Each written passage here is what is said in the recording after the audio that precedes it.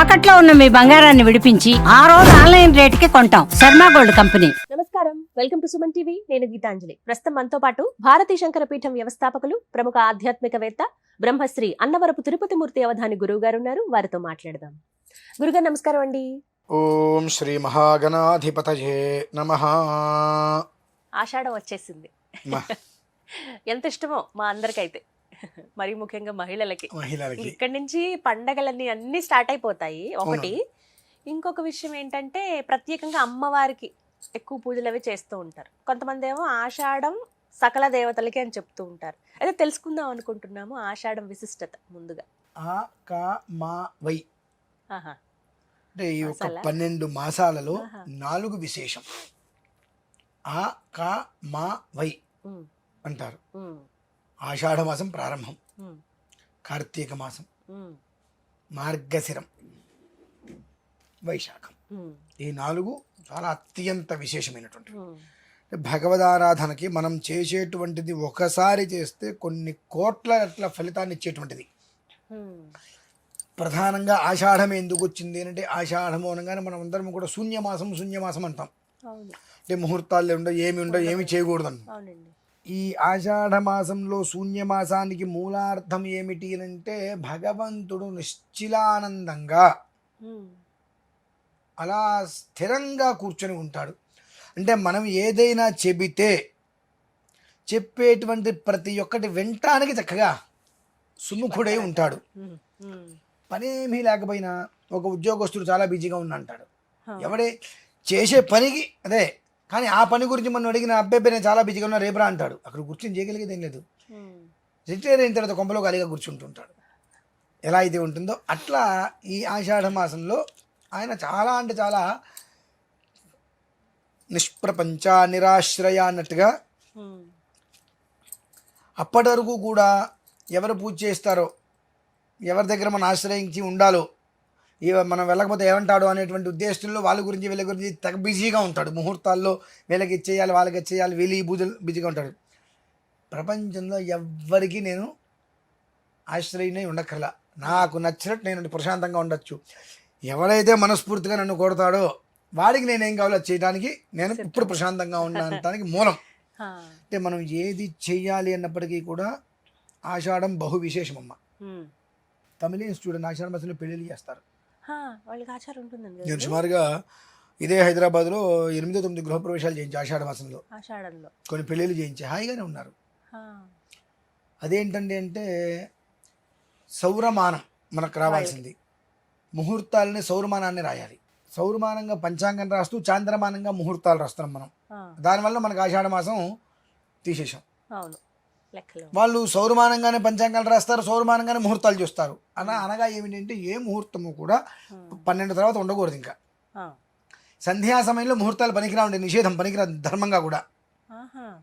అలా చేస్తే చాలామంది బ్రతకడం కష్టం కాబట్టి రాత్రి ముహూర్తాలు కూడా తెల్లవారుజాము 4 గంటల నుంచి 3:30 నుంచి మొదలు పెడితే 11:30-12 గంటల వరకే ఫైనల్. ఇక ఆ తర్వాత ముహూర్తాలు ఉండవు. ఖచ్చితంగా ప్రతి ఒక్క తమిళన్స్ చేసే పనులు అవేనండి. ప్రశాంతంగా నా వివాహానికి కూడా చాలా ప్రయత్నాలు చేసి చివరికి ఈ ముహూర్తం లేకపోతే ఇక వివాహం లేవు, పెళ్ళిళ్ళు లేవన్న పరిస్థితుల్లో పెట్టుడు ముహూర్తానికి ఉదయం ముహూర్తం చేసుకున్నాం. అంటే నేను దాన్ని నడుస్తా. సౌరమానం పంచాంగం రాయాల్సింది అదే కదండి, దాని విధానం. అటు అంత గొప్పదమ్మ మనకు ఆషాఢం. వాళ్ళు మన వాళ్ళు కాదు అంటుంటారు కానీ చేసుకునే వాళ్ళు ఎప్పుడైనా ఎక్కడైనా ఎలా అయినా చేసుకుంటారు. భక్తి భగవంతుడి మీద ఉండాలి, మన మీద మనకు విశ్వాసం ఉండాలి అనేది నేను ఎక్కువగా నమ్మేటువంటి సిద్ధాంతం అది. కనుక ఈ ఆషాఢ మాసంలో నీకు ఆ 30 రోజులు ప్రశాంతంగా దొరుకుతుంది అంటే, మొదటి 11 రోజులు లేదా రెండవ 11 రోజులు లేదా మూడో 11 రోజులు. అదేంటంటే ఉన్నాయి 30 రోజులే కదా. మొదటి 11 రోజుల్లో మనం 11 రోజులు ఖాళీగా ఉన్నప్పుడు 2 రోజులు ముందు మొదలు పెట్టుకోవచ్చు. అంటే 11 రోజులు బట్టి రుద్రాన్ని పారాయణ చేయమని చెప్తున్నా. ఎలా చేసినా సరే ఈ 30 రోజులు వ్యవధిలో 11 రోజులు, మొదటి పక్షమా అర్ధమా చివర 11 121 రుద్రం పారాయణ చేసుకోగలిగితే, నా రుద్రో రుద్రమర్చయేతు సాక్షాత్తు మీ పేరు ఏంటి అనగానే నా పేరు వెంకటేశ్వరరావు, నా పేరు రామారావు, నా పేరు తిరుపతిమూర్తి అంటారు. ఆయన చెప్తాడు నీ పేరు ఈశ్వరుడు అని. ఆయన దృష్టిలో నువ్వు నేనెంతో నువ్వు అంతే అని ఆయన దృష్టిలోకి వెళ్తాం మనం. నలుగురు దృష్టిలో ఉంటే ఎంత, ఉండకపోతే ఎంత. ఇవాళ వీళ్ళందరూ మళ్ళీ ఇక్కడ కూర్చోబెడతారు, రేపు ఉదయం ఎవడో ఏదో చెప్పంగా తీసుకొచ్చి ఇక్కడ కూర్చోబెడతారు. వాళ్ళకి నిజంతో సంబంధం లేదు, చెప్పుడు మాటలతో వాళ్ళకి ప్రధానం. నిజమేంటనేటువంటి విషయం వీళ్ళకి అనవసరం. కాబట్టి వీళ్ళ ఇటువంటి ఎదవాళ్ళతో మనకు అనవసరం. ఆయన దృష్టిలో మనం ఉన్నామా లేమా అనేటి ఒక్కటి నువ్వు చూసుకుందాం అనుకుంటే నీ దృష్టిలో ఆయన ఉండక్కర్లా, ఆయన దృష్టిలో నువ్వు ఉండగలిగితే నీ మనస్సులో ఆయన ఉంటాడు. కాబట్టి 11 రోజుల వ్యవధిలో ఏదో ఒక 11 రోజుల పాటు కూర్చొని రుద్రాన్ని వినటం.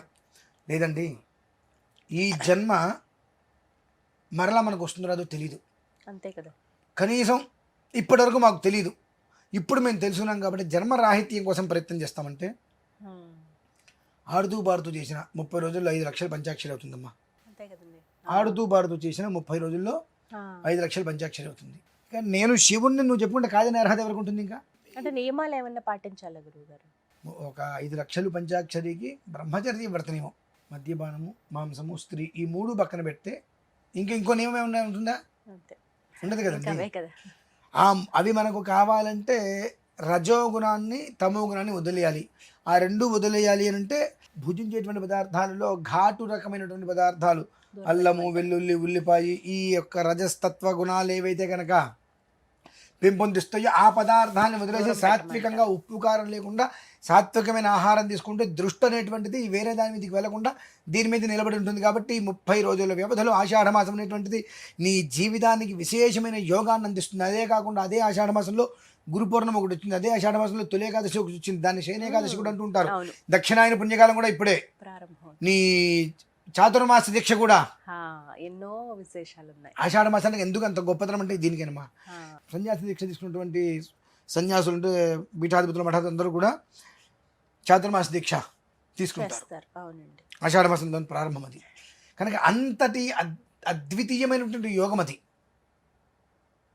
దీనికి మించినటువంటిది మరలా ఏదైనా ఉందా అంటే 12 మాసాల్లో లేదని చెప్పచ్చు. నువ్వు ఏది చేసినా కోట్ల స్థాయిలో నీకు రిటర్న్ గిఫ్ట్ వస్తుంది. రిటర్న్ గిఫ్ట్ నువ్వు చేసింది ఇంత చేయొచ్చు, కొన్ని కోట్ల పరిధిని అనుసరించి రిటర్న్ గిఫ్ట్ నీకు వస్తుంది. అటువంటిది ఇంతటి అద్భుతమైనటువంటి ఆషాఢ మాసం, తులేకాదశి, దాన్ని శయనేకాదశి కూడా అంటూ ఉంటారు. గురు పౌర్ణమి ఉంది, చాతుర్మాస దీక్ష ఇప్పుడే ప్రారంభం, మహా ఆషాఢి అని కూడా అంటుంటారు. ఈ ధర్మార్థకామ్య మోక్షాలకి మూలంగా ఆ కామావయ అంటే మొట్టమొదటిదే.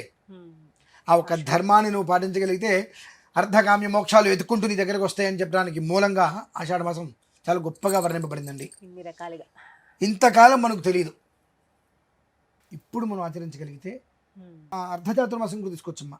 కొంతమంది అంటే ఇప్పుడు నాలాంటి వాళ్ళు సన్యాసాశ్రమం కాకుండా సాంసారిక జీవితంలో ఉంటూ పూర్ణదీక్ష ఎలా ఉన్నవాళ్ళు అర్ధచాతుర్మాసం అంటే 2 నెలల చాతుర్మాసం కూడా తీసుకుంటూ ఉంటారు. ఇట్లా మామూలుగా ఉండేటువంటి గృహస్థులు వాళ్ళకి ఏమైనా అవగాహన లేదు కాబట్టి వదిలేస్తారు. కానీ ఆషాఢ మాసము అనంటే 12 చైత్రాది 12 మాసాలలో అద్వితీయమైనటువంటిది, అత్యంత యోగప్రదమైనటువంటిది. పిలవగానే వచ్చి కూర్చొని అనుగ్రహాల్ని వరాలుగా కురిపించేటువంటి గొప్పది. ధర్మార్థకామ్య మోక్షాలకి మూలం, ప్రతీక, మనిషి యొక్క ప్రతి జీవితాన్ని ఉద్ధరింపజేసుకోవడానికి ప్రధానమైనటువంటి మాసం ఆషాఢ మాసంగా వస్తుంది అనేటువంటి ఒక విషయాన్ని కనుక తీసుకోగలిగితే పంచాక్షరి చేయండి. 5 లక్షలు 4 రోజులు కూర్చొని ఉదయం ఆఫీస్కి వెళ్ళి టిఫిన్ చేయండి, ఉదయం పొద్దున 1 గంట జపం చేసుకోండి పంచాక్షరి, ఆఫీస్కి వెళ్ళిపోండి, మధ్యాహ్నం ఏదో లంచ్ చేసుకుంటే సాయంత్రం ఇంటికి వస్తారు, 1 గంట సేపు కూర్చోండి. ఈ మధ్యలో మీకు టైం కుదిరితే ఓం నమః శివాయ, ఓం నమః శివాయ, ఓం నమః శివాయ, ఓం నమః శివాయ 1 నిమిషానికి ఎన్నిసార్లు లెక్కేసుకోండి. కానీ మీరు బండి మీద ఆఫీస్కి వెళ్తుంటారుగా, మననం చేసుకోండి. మీరు గంట ఇప్పుడు 40 నిమిషాలు 50 నిమిషాలు పట్టచ్చు ఈ ట్రాఫిక్లో. సో ఈ సమయాన్ని వృధా చేసుకోకుండా ఓం నమః శివాయ అనుకుంటుంటే మీకు 1 నిమిషానికి ఎంత అయితే కాలిక్యులేషన్ చేసుకుంటే 1 గంటకి ఎంత అయినాయి ఈ కౌంట్ చేసుకుంటూ వెళ్ళిపోండి. మీరు ఎలా చేశారనేటువంటిది కాదు, సమయాన్ని వృధా చేసుకోకుండా చేశారా లేదా అనేటువంటి ఒక విషయాన్ని దృష్టిలో ఉంచుకొని 5 లక్షలు కనుక చేసుకోగలిగితే అమ్మా, దేహో దేవాలయ ప్రోక్తో జీవో దేవ సనాతన త్యజేతు అన్నట్టుగా అజ్ఞాన నిర్మాల్యం సోహం భావేన పూజయేతు. ఆ 5 లక్షల పంచాక్షరి ఏ మనిషి అయితే రేపు ఆషాఢ మాసంలో చేస్తాడో అతని నుంచి అతని కుటుంబంలో ఒక 4 నుంచి 5 తరాలు అద్వితీయమైన జీవితాన్ని అనుభవిస్తారమ్మా. వారు ఎవరి గురించి అయితే కనుక మంచి వాళ్ళు చాలా కష్టపడుతున్నారు, వాళ్ళ జీవితం బాగుంటే చాలు అనుకుంటే చాలు మనసులో వాళ్ళ జీవితం బాగుపడిపోతుంది. ఎన్ని రకాల దోషాలైనా వాళ్ళని మనం దర్శనం చేసుకున్నా ఆ దోషాలు పోతాయి. అంత అద్వితీయమైనటువంటిది ఏంటంటే 5 లక్షలు మీరు చేయగలిగితే ఇక తక్కువలో తక్కువ అక్షర కోటి యోగం మీకు సంప్రాప్తమవుతుంది. అక్షర కోటి చేస్తే ఎంత ఫలితం అయితే వస్తుందో ఆ ఒక్క యోగం మీకు సంప్రాప్తమవుతుంది. అంత విశేషమైనది ఆషాఢ మాసం. అందుకనే చాతుర్మాస్య దీక్ష తీసుకునే వాళ్ళు ఇప్పుడే మొదలుపెట్టి ఎందుకు చేసుకుంటున్నారంటే ఓం నమ శివాయ ఒక్కసారి అంటేనే 11,000 సార్లు అన్న ఫలితం మనకు వస్తుంది. అటువంటిది 5 లక్షలు చేస్తే ఆ తప ఫలమే మిగిలినటువంటి 8 మాసాలు ధారపోస్తుంటారు జనాలకి. మీకు ఈ ఆషాఢ మాసం ప్రారంభమైన తర్వాత మొదటి 2 నెలలు నేను కూడా కనిపించరండి, పూర్తిగా దీక్షలోకి వెళ్ళిపోతాను. 2 నెలల తర్వాతే అర్ధచాతుర్మాస్యం అయిన తర్వాత మళ్ళీ జనారణ్యంలోకి రావడం జరుగుతుంది. అట్లా అంత విశేషమైందమ్మా ఇదైతే. దాన్ని ప్రతి ఒక్క మనిషి జన్మకృతంగా జన్మించిన దగ్గర నుంచి ఇప్పటి వరకు మనం అనేక రకాల దోషాలు పాపాలు ఇవి చెయ్యనటువంటి రోజు లేదు. ఒక మనిషిని నిందించిన రోజు లేదు, ఒక మనిషిని హింసించిన రోజు లేదు.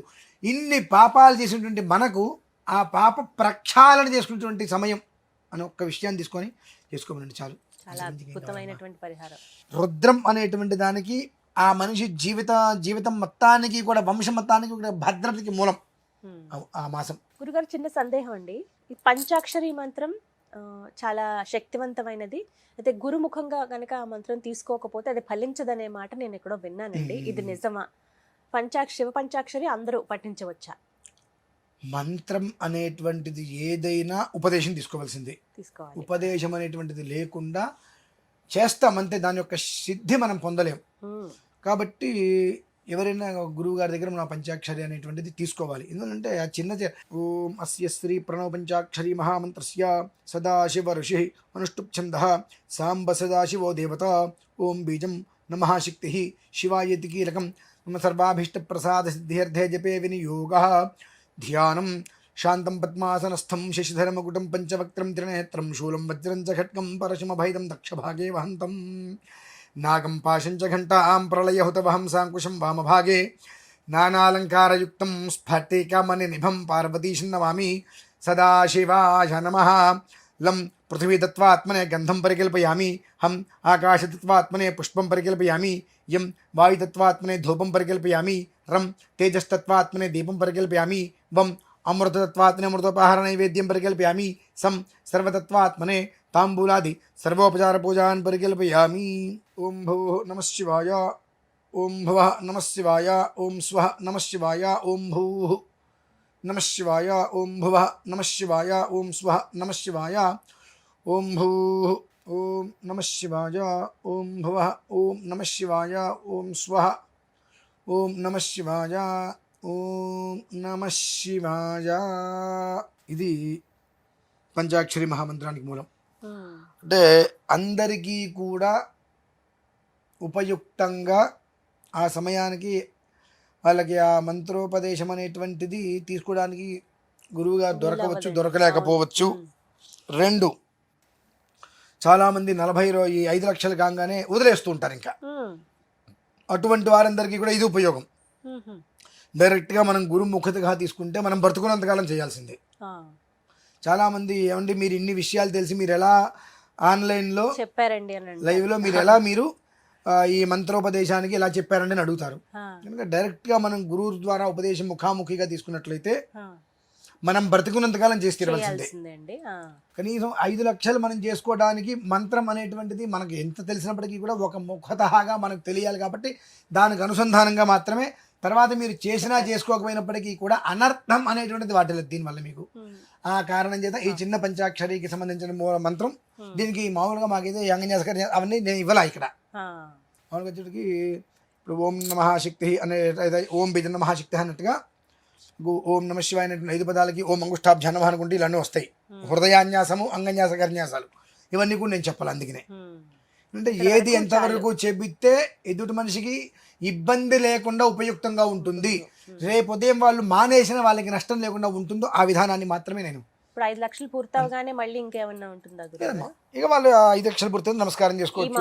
అన్నప్రసాద వితరణ ప్రధానికి అదే కాబట్టి యథాశక్తిగా అన్నప్రసాదం చేసుకొని నమస్కారం చేసుకోవడం అంతే. మొత్తంగా ఈ ఆషాఢంలో ఇది ఒక నియమంగా పెట్టుకుని చేస్తే మంచిదండి. అంతేనమ్మా. ధన్యవాదాలు గురువు గారు. పరమేశ్వర